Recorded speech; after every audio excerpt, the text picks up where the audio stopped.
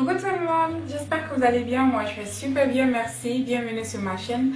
Alors pour la vidéo d'aujourd'hui, nous allons parler, comme vous l'avez lu dans le titre, la décharge vaginale. Je sais que c'est pas facile. Il n'y aura pas une femme là dehors qui va dire que depuis qu'elle a commencé sa vie de puberté, elle n'a jamais eu une infection vaginale ou elle n'a jamais eu une décharge vaginale. Nous sommes toutes ou certains sont passés par là. Donc si la vidéo t'intéresse et que tu es curieuse de savoir ce que c'est qu'une décharge vaginale, alors reste connecté et suis la vidéo jusqu'à la fin. Une décharge vaginale, qu'est-ce que c'est? Une décharge vaginale, c'est tout simplement les pertes blanches. Et oui, on sait que les pertes blanches ne sont pas aussi mauvaises que ça, c'est normal, ce n'est pas aussi mauvais, toute femme a droit à avoir des pertes blanches.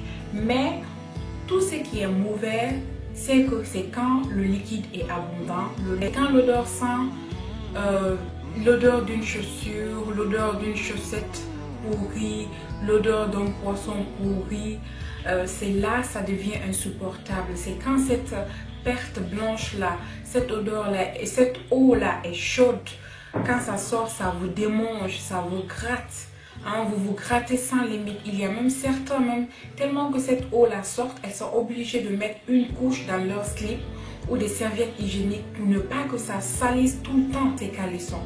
Alors quand c'est comme ça, ce qui veut dire qu'il y a déjà quelque chose, tu dois te dire déjà que j'ai un problème qui ne va pas, qu'il y a quelque chose qui cloche. Si toi-même, tu arrives à sentir cette odeur-là sur toi, c'est que ton mari, ton frère, ta soeur sent cette odeur en toi. Et les gens peuvent parler de ça. On ne va jamais te dire, et viens t'asseoir ici, on va te dire que tu sens d'une mauvaise odeur. Non. Mais ils vont te parler ça, ils vont te dire ça dans le dos. Donc pour ne pas que ça continue, moi je vais te donner quelques petites astuces à appliquer.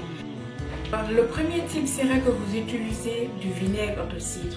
Ces vinaigres de cidre là, je sais que vous avez beaucoup entendu parler du vinaigre de cidre, ça a beaucoup de bienfaits. Mais aujourd'hui pour la décharge vaginale, on va prendre ces vinaigres de cidre là, on va le mettre dans de l'eau et on va faire sa toilette avec matin, midi, soir.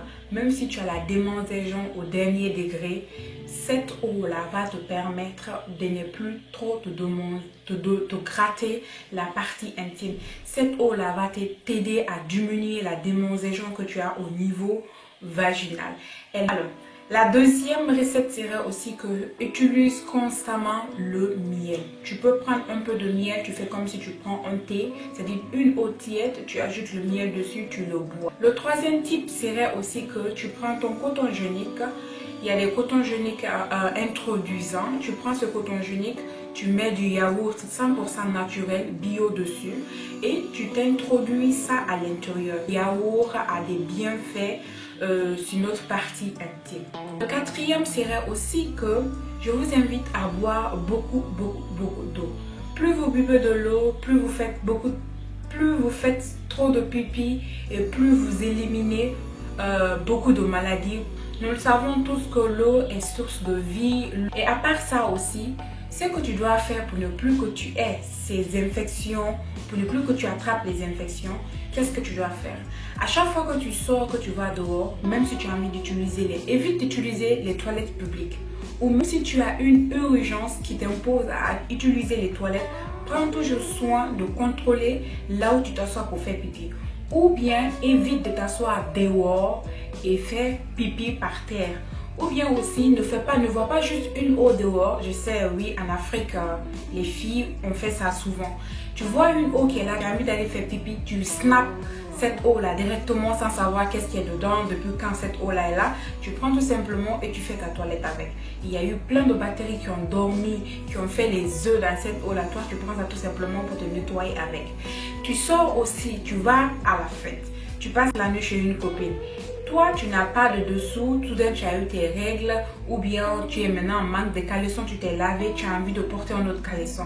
Ta copine te dit non, j'ai un caleçon ici que j'ai déjà porté, mais je vais laver, ou bien tout. Qui n'est même pas lavé d'abord. Toi, tu vas prendre ça, tu vas porter. Tu vas porter, quand tu portes là, tu vas aussi porter les bactéries de ta copine. Donc évite tout ça là.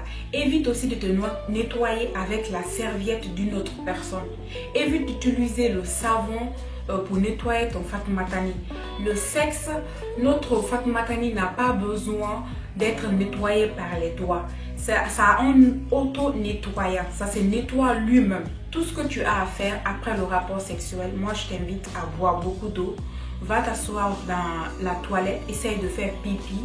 Prends ton liquide pour te nettoyer. Tu prends cette eau-là, tu nettoies un peu le bout des lèvres, hein, la déventure. Porte un caleçon et c'est fini. Si tu peux même, quand tu sors ou que tu vas, une petite bouteille avec toi où tu vas mettre de l'eau tiède bien propre dedans et un peu de vinaigre de cidre à l'intérieur ou bien une goutte d'eau d'arbre à thé à l'intérieur.